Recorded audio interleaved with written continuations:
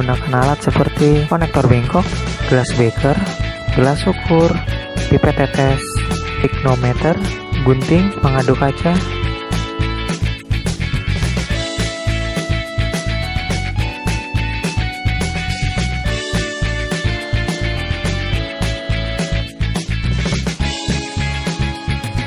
Kemudian bahan yang kita gunakan seperti daun serai wangi, kemudian natrium sulfat anhidrat, dan air. Untuk bahan yang kita gunakan yaitu jenis serai wangi Cymbopogon winterianus. Tahap pertama yaitu proses penimbangan. Untuk bahan yang kita gunakan pada percobaan kali ini yaitu daun serai wangi yang kita timbang seberat 1,5 kg.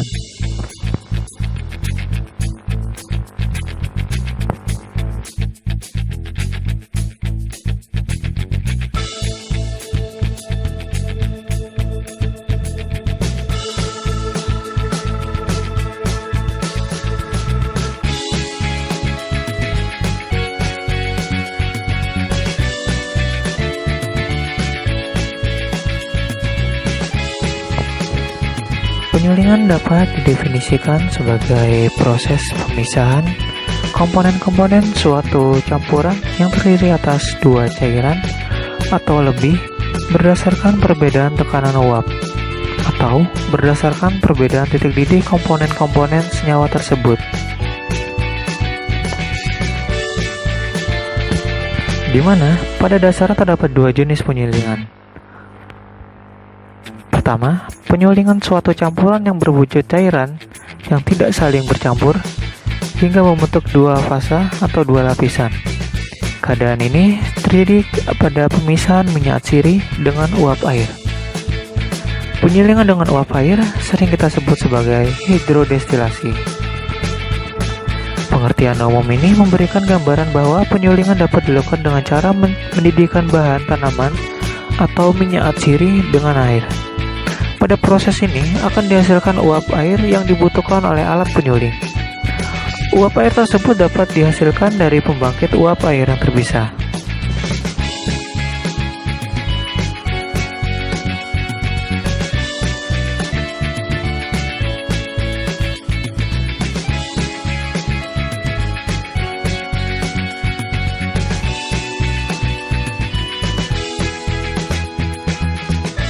Serai wangi setelah kita timbang, kemudian kita rajang kasar.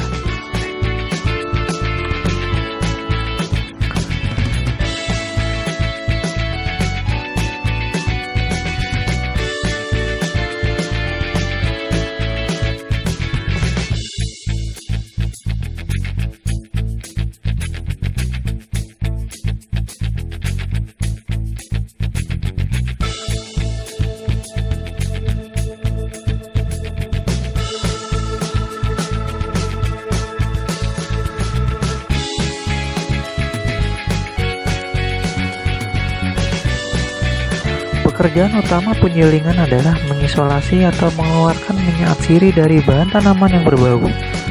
Tiap tanaman minyak atsiri terdapat dalam kelenjar minyak atau pada bulu-bulu kelenjar. Minyak atsiri hanya akan keluar setelah uap menerobos jaringan tanaman yang terdapat di permukaan. Proses lepasnya minyak atsiri ini hanya dapat terjadi dengan hidrodifusi atau penembusan air pada jaringan-jaringan tanaman. Biasanya, proses difusi berlangsung sangat lambat. Untuk mempercepat proses difusi, maka sebelum penyulingan dilakukan, bahan tanaman harus diperkecil dengan cara dipotong-potong.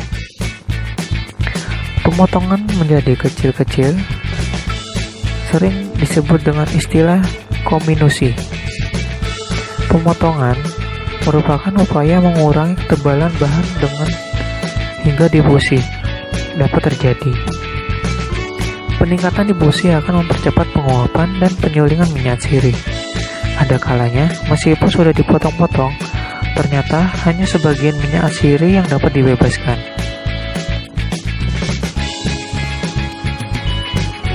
Namun demikian, tidak semua bahan tanaman yang mengandung minyak atsiri harus dipotong-potong. Bahan tanaman seperti bunga, daun, atau bagian tipis yang tidak berserat dapat disuling tanpa harus dipotong-potong. Dinding-dinding sel bahan tersebut cukup tipis hingga dapat ditembus oleh uap, hingga minyak asiri segera terambil. Sedangkan bahan yang berupa biji, buah-buahan harus diremuk agar dinding-dinding sel pecah hingga minyak asiri mudah lepas bila terkena uap. Akar, batang, dan semua bahan berupa kayu harus dipotong-potong terlebih dahulu hingga kelenjar-kelenjar minyak mudah ditembus oleh uap.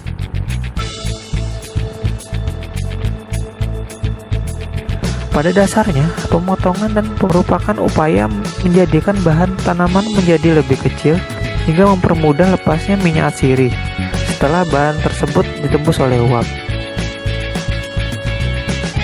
Perlu diperhatikan, bila bahan telah dipotong-potong atau diperkecil, harus diseling. Bila tidak segera diproses, maka minyak asiri yang mempunyai sifat mudah menguap sebagian akan teruapkan, dan ini dapat memperkecil atau mengurangi persentase rendemen yang diperoleh.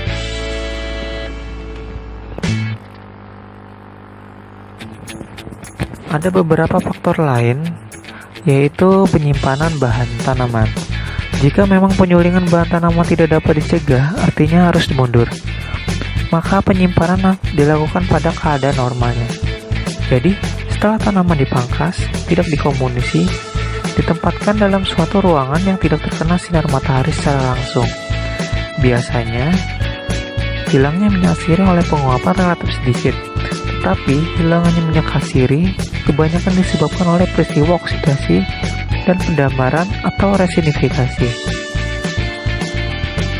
Jika bahan tanaman harus disimpan sebelum proses, maka tanaman tersebut harus ditempatkan pada ruangan udara kering pada suhu rendah dan bebas terhadap sirkulasi udara. Jika memungkinkan, disimpan dalam ruangan yang ber-AC.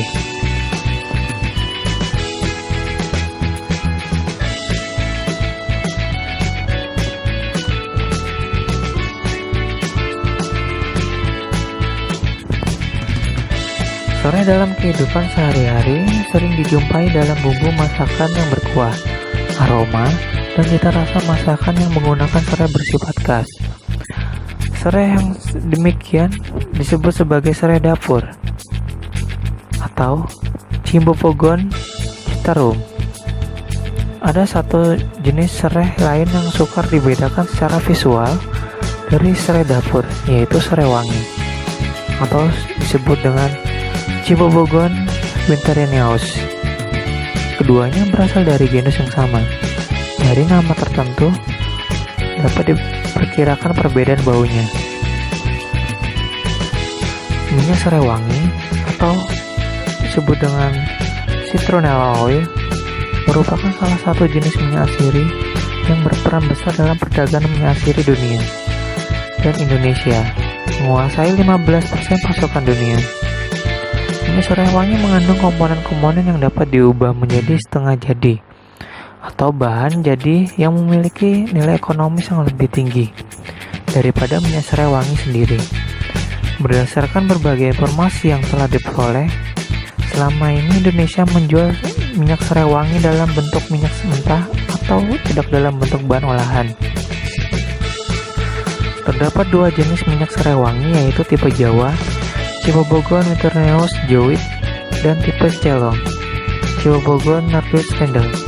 Minyak serai wangi tipe Jawa merupakan jenis minyak serai wangi yang paling penting, lebih mahal, dan merupakan sumber dari beberapa senyawa utama dalam industri parfum seperti citronellol, hidroksicitronella, menthol sintetik, ester geraniol, dan sebagainya. Minyak serai wangi tipe Cilon lazim digunakan sebagai disinfektan, bahan penyikat, dan bahan pengusir nyamuk.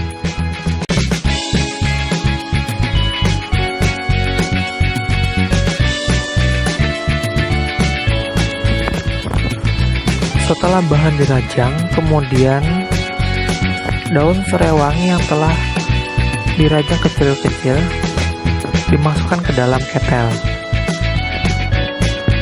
secara perlahan.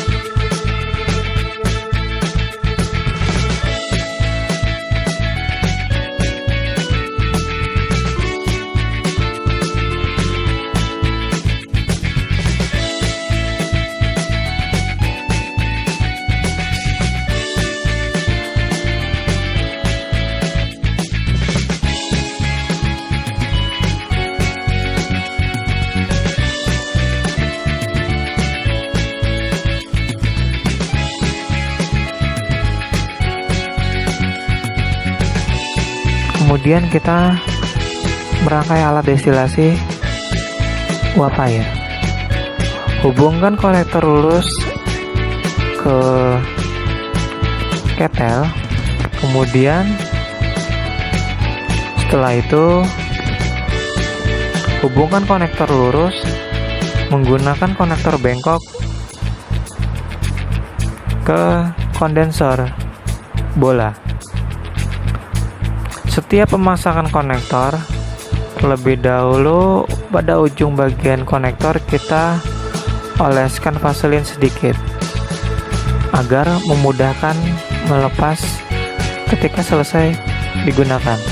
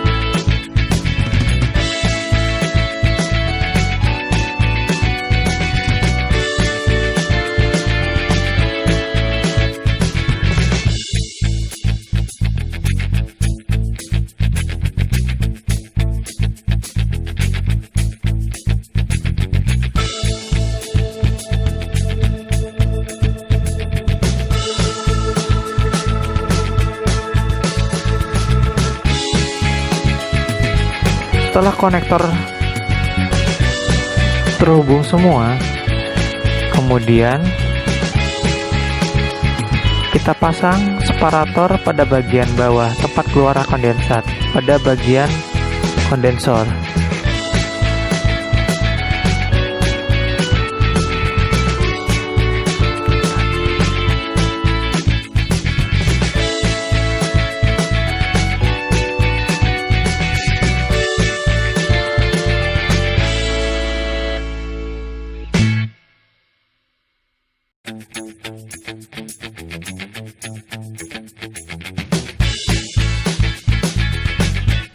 Pada tempat keluarnya hidrosol, pada bagian separator, kita letakkan baskom, kemudian di atasnya diletakkan gelas beker besar.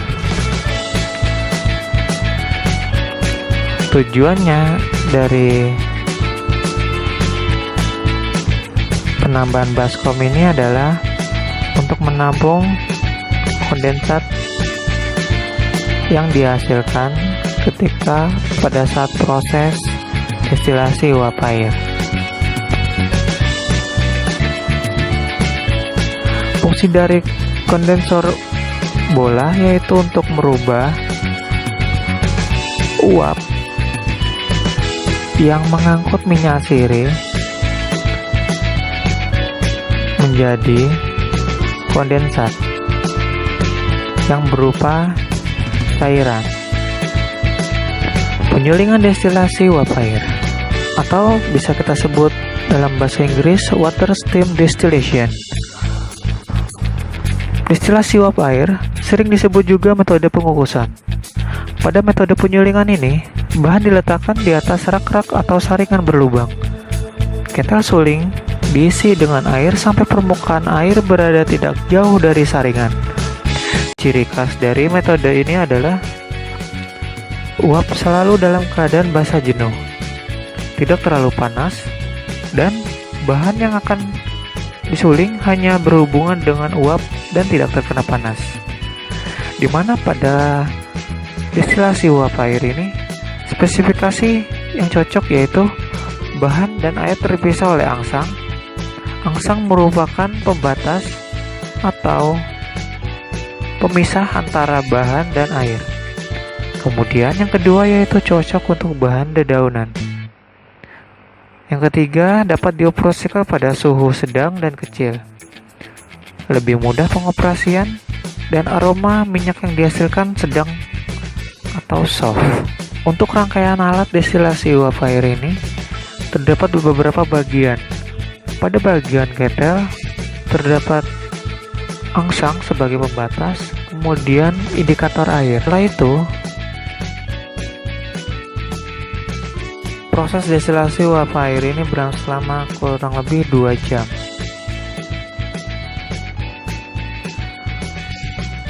Setelah 2 jam, kemudian kita pisahkan minyak serai wangi dan hidrosol.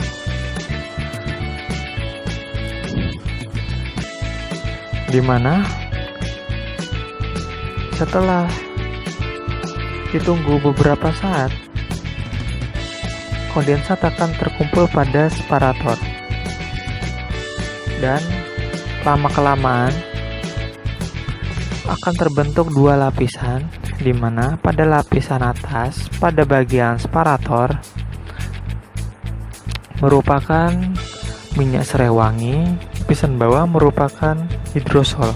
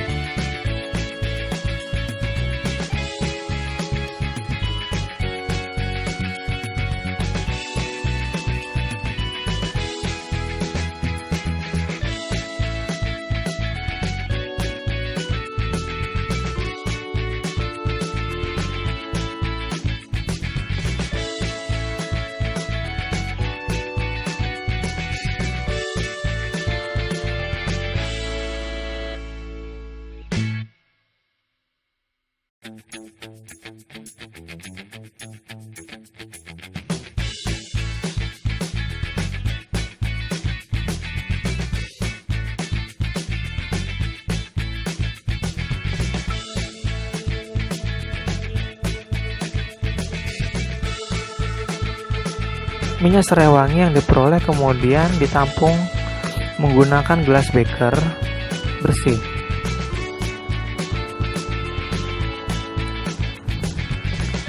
Setelah ditampung,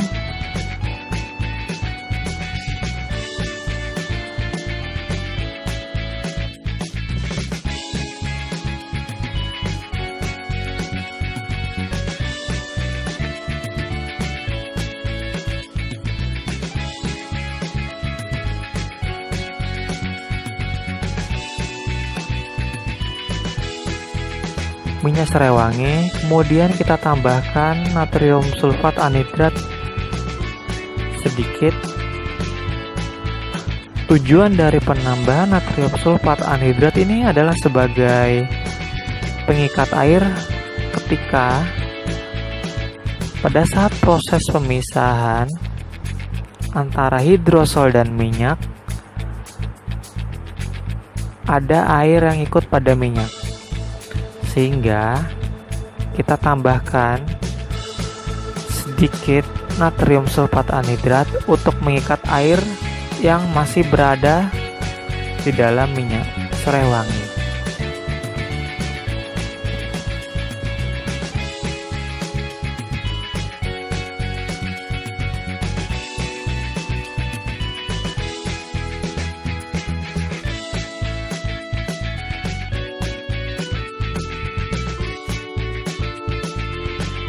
Setelah itu kita tuangkan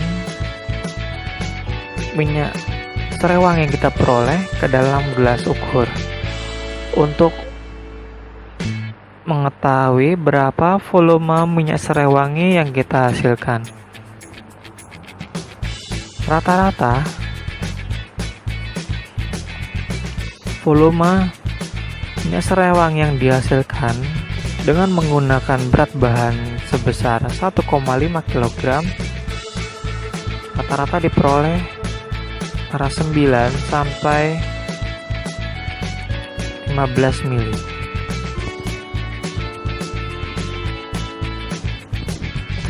Dan rendaman yang diperoleh sekitar 0,6 sampai 0,9%. Setelah minyak kita pindahkan ke dalam gelas ukur, kemudian kita uji fisik untuk minyak serai wangi. Untuk warna minyak serai wangi, warnanya sedikit bening dan terdapat warna kuning pudar.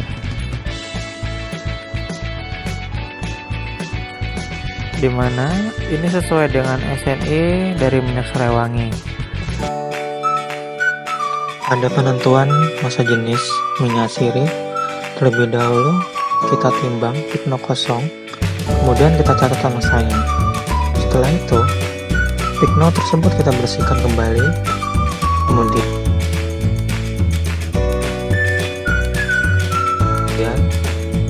kita timbang pikno yang berisi Aquades. Kita timbang kembali dan dicatat.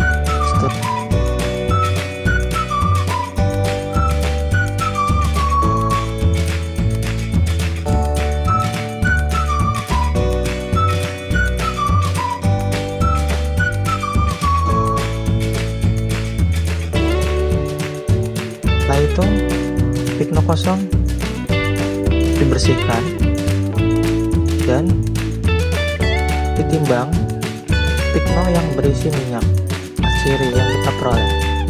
Setelah itu ditimbang kembali. Kemudian kita dapat menentukan masa jenis dari minyak sirih yang kita peroleh.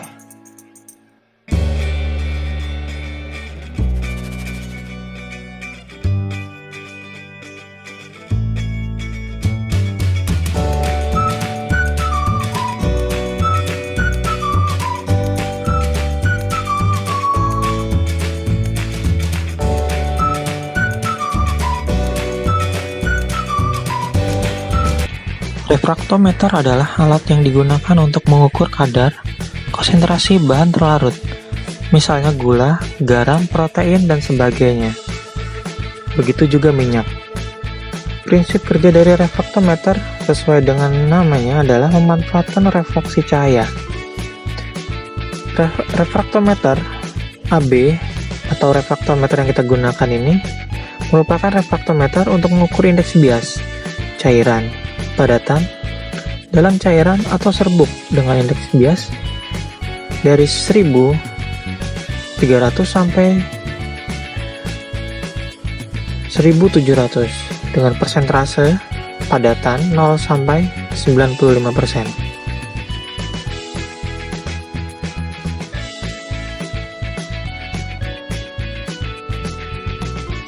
Untuk mengetahui indeks bias yang kita peroleh adalah dengan melihat ketika sampel ditaruh di tempat sampel, kemudian diberikan berkas cahaya.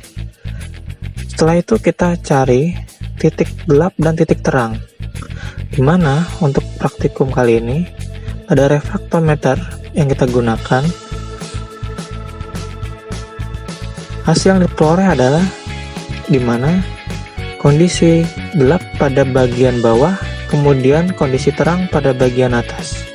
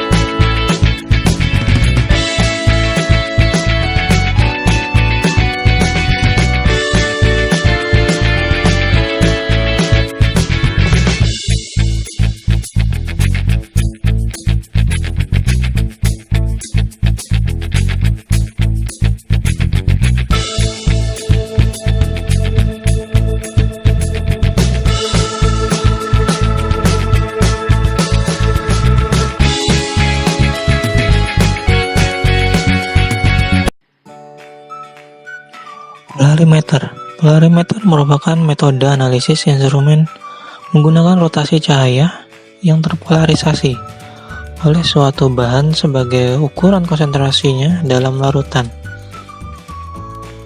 Prinsip dasarnya yaitu pengukuran daya putar optis suatu zat yang menimbulkan terjadinya putaran bidang getar sinar terpolaris, di mana terdapat bagian yang ada dua, yaitu pertama adalah dextrorotary dengan simbol positif ke arah kanan, kemudian yang kedua yaitu levorotary dengan simbol negatif ke arah kiri.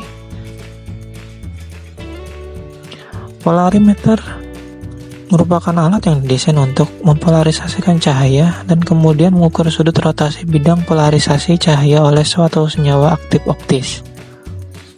Prinsip kerja polarimeter yaitu sinar yang datang dari sumber cahaya, misalnya lampu, natrium, akan dilewatkan melalui prisma terpolarisasi, kemudian diteruskan ke sel yang berisi larutan, dan akhirnya menuju prisma terpolarisasi kedua dalam analyzer.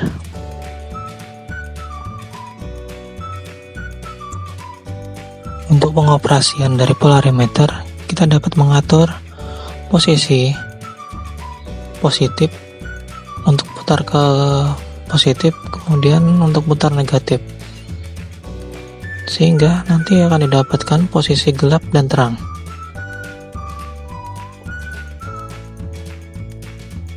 Kemudian hasil yang diperoleh akan dibandingkan dengan standar NCNI yang telah ditetapkan.